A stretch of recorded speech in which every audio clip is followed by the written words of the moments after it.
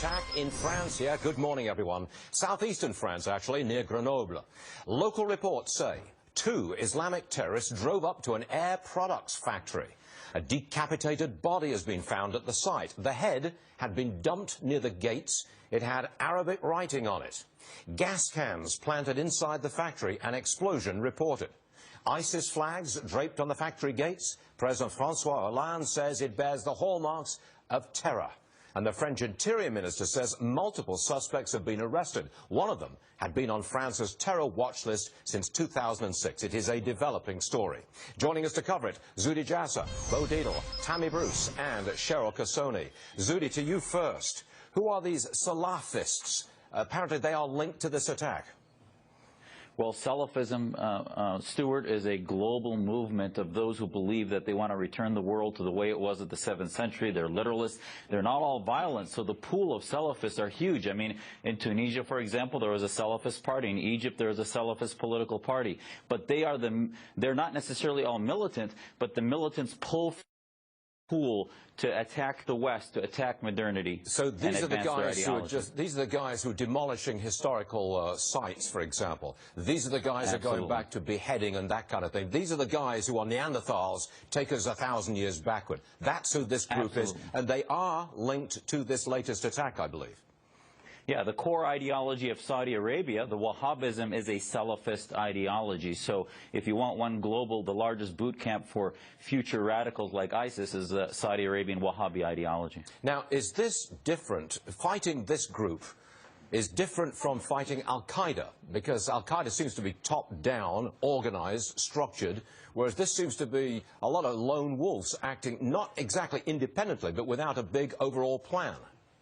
Absolutely. The old paradigm of counterterrorism was a top-down, sort of bin Laden-driven, organized, technical, covert network that had a plan and a single operation. This is more inspirational and much less organizational. They use, it's much easier to foil because they're going into small areas with simple weapons, but it's harder to anticipate because any Salafist could all of a sudden become a militant, and the pool they're pulling from is huge because of the ideological fuel that they spread on the internet, on social media, and that's why they're in all 50 states, and they'll attack American companies like they just likely did here in France, and attack countries like Tunisia because those are nascent democracies whose ideology is the biggest threat to radical or political Islam. I'm going to have more on the Tunisia attack in just a moment. Right now I'm going to keep it right home here in America. Bo Dietl is with us. Now, we have stopped NSA surveillance.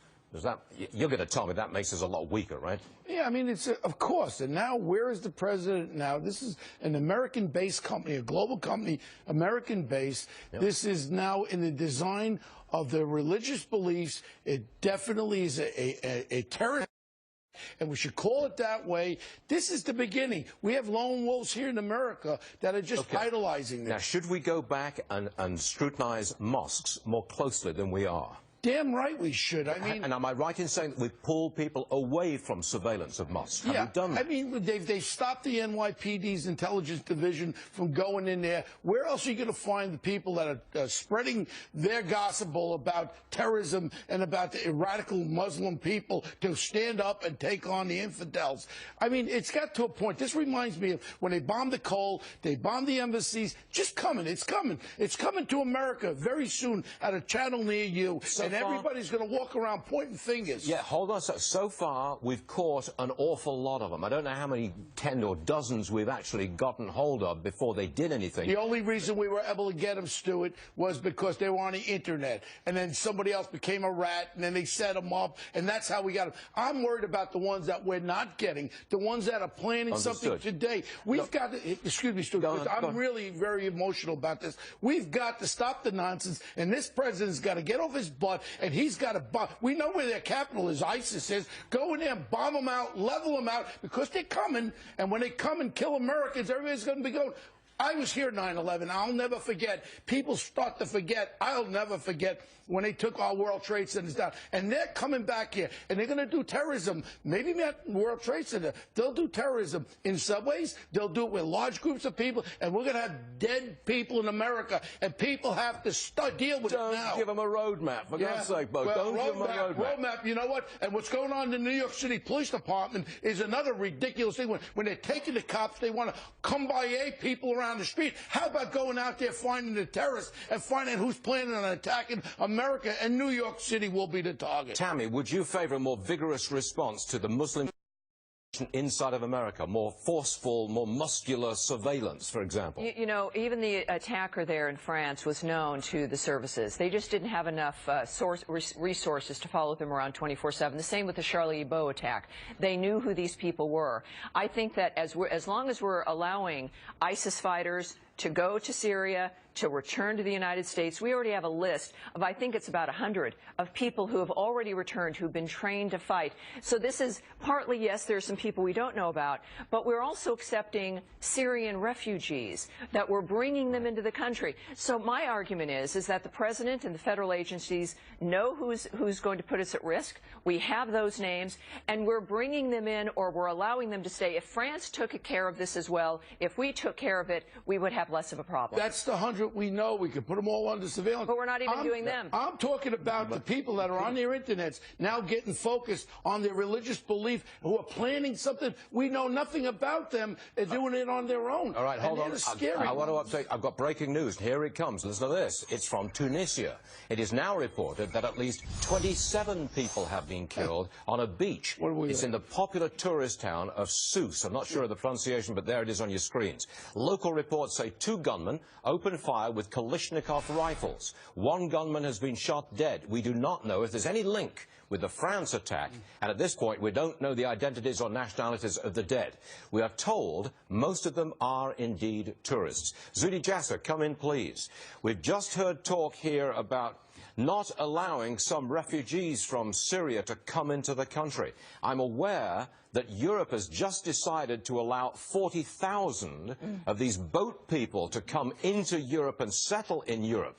Are you now prepared to say, look, don't do this?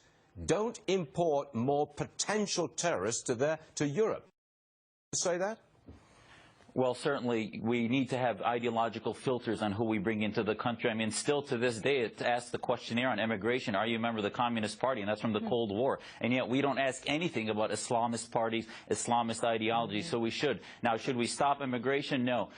As someone who has family suffering in Syria and knowing there's millions that look to the West, knowing that counterterrorism, you know, as much as I'm totally with Bo and what he said, we have to be careful in that we have to thread the needle. Our biggest assets against radical Islam are secular liberal Muslims that are reformists that want to take on this battle. The reason Tunisia is being attacked, because they just had an election in which millions of secular democratic Muslims voted against the radical Islamist party and Nahda and defeated them. So if we want to empower those Islamists, the Americans that helped us defeat the Soviets were the Natan Sharanskys, those who came to us for political freedom. So we have to be careful not to destroy the American narrative of freedom for Muslims, who are our greatest allies. Last word on terror, Bo. I agree with you 100%. Also, in our immigration, tens of thousands of people come in. They've given them papers to go to the immigration board. 87% never showed up. They're in our country now. A lot of them are good people. I'm not going to be like Trump and say they're all rapists and all that, but we have to know what's going on in this country. Also, again, we know where ISIS capital is. Let's bomb the hell out of them, and let's level them. We did hear that. Thank you very much, Bo. And Zudi, thank you very much.